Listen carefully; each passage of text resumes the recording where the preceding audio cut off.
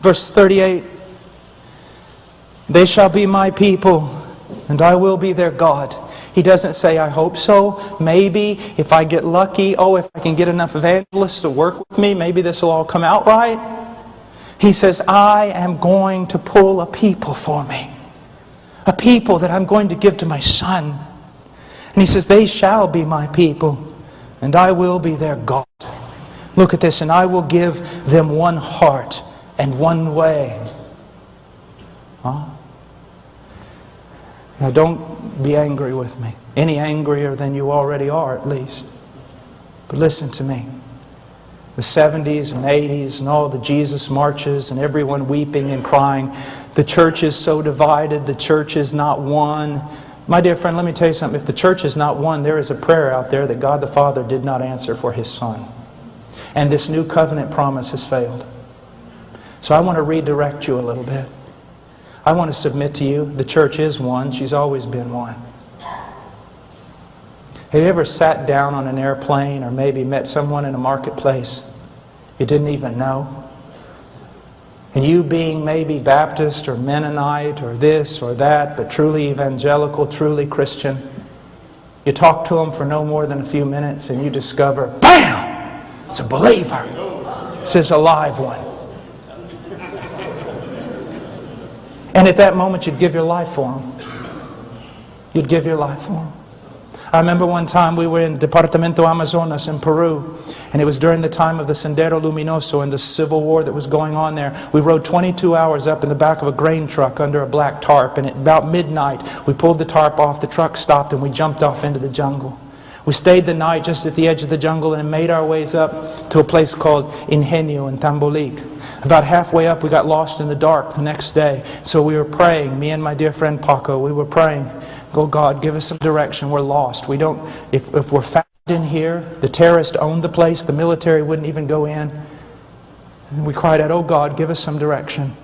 Help us." We heard a bell. Then we heard somebody talking. It was a strange conversation at first, we thought. But then we realized it was a little boy coming in from the fields with his burro, and he was talking to his burro.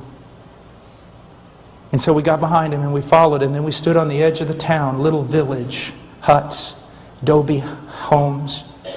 And I said, "Paco," I said, "you know, if the terrorists own this thing, we're dead." "Yeah, but we got to go somewhere." So we got down, walked up to a man who was drunk in the dark, and said, "Hay hermanos por aquí." Are there brothers here? Because everybody knows what that means in the mountains. It means a real Christian. And he said, "La vieja por ahí," the old woman over there. And so I went over there. It was an old Nazarene woman. And I knocked on the door. I said, "I am an evangelical pastor. Please help me." And that old woman reached out with that lantern. She grabbed me. She pulled me inside. She grabbed Paco, took us down. Her house was cut out of a kind of a cliff in the mud, and took us down in the basement where there was some hay and chickens and things. And she sat us there and she lit a lamp. And then a little boy came in and she called to him and said, "Go get the other brothers." And they started bringing chickens and yucca and everything else, risking their life. Why? Because we are one. Stop saying all these silly things that you're saying, that the body of Christ is divided and it's a mess and it's full of sin. I would not talk about the bride of Christ that way if I was you. What you've got is a bunch of goats and tares among the sheep. And because very little biblical, compassionate church discipline is practiced, they live among the sheep, they feed on the sheep, and they destroy the sheep. And those of you who are leaders in the church are going to pay a high penalty when you stand before the one who loves them. Because you did not have enough courage to stand up and confront the wicked. As a matter of fact, listen to me. The average scenario in North America with regard to churches, by and large, the churches are democracies, and I don't want to get into the ifs or pros or cons of that. But here's what happens. Because the preaching of the gospel is so low, the church is basically, the majority of it are carnal, lost people. And because it is a democracy, they by and large govern the direction of the church. And because the pastor doesn't want to lose the great number of people, and because he has wrong ideas regarding evangelism and true conversion, he caters to the wicked in his church. And his little group of true sheep that belong to Jesus Christ are sitting there in the midst of all the theater, in the midst of all the worldliness, in the midst of all the multimedia going, we just want to worship Jesus and we just want someone to teach us the Bible. And pastors are going to pay for that.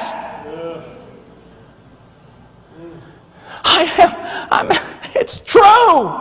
It's just true.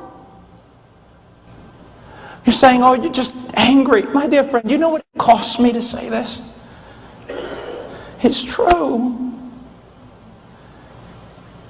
Trying to keep together a bunch of wicked people while a little flock in the midst of them are starving to death and are made to go in directions they don't want to go with the carnal majority.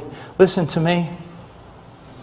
If my wife was at Walmart late one night and you walked by as a man and you saw that 2 men were abusing her, 3, 4, 5, 10 men were abusing her and hurting her, and you put your head down in the name of self-preservation and you walked by, I want to tell you something, my friend. I will not only look for those 10 men, I will look for you.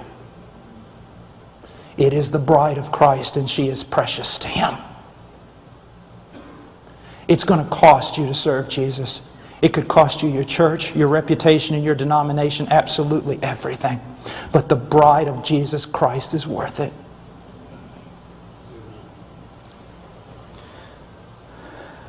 And look what it says. I love this. Look, 39, I will give them one heart and one way. And what is that way? It's Christ and it's holiness.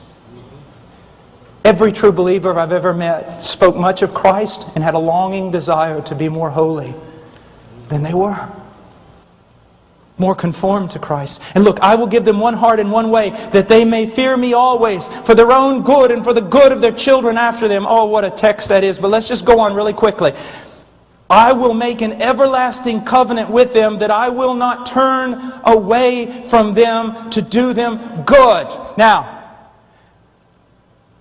we just read this and so many people who are wicked, who are lost, they just go to church on Sunday, they hear this verse, yes, God has made an everlasting covenant with me. He will never turn away from me, never, never. I'm secure because of God's grace. But they fail to read the second part. And look what it says, I will make an everlasting covenant with them, that I will not turn away from them to do them good. And I will put the fear of me in their hearts so that they will not turn away from me. The evidence that God's made an everlasting covenant with you, sir, is that He's put the fear of God in you so that you will not turn away from Him. And if you turn away from Him and He does not discipline you, and you continue turning away from Him, it is evidence that He has not put His fear in you. You have not been regenerated, and you have no covenant with God at all. Oh, it's true. He says, pay close attention to yourself and to your teaching. Preserve in these things, for as you do this, you will ensure salvation, both for yourself, for those who hear you. Now, let's just finish with this. This verse means almost nothing in the evangelical community today. How many pastors do you think and preachers take it seriously?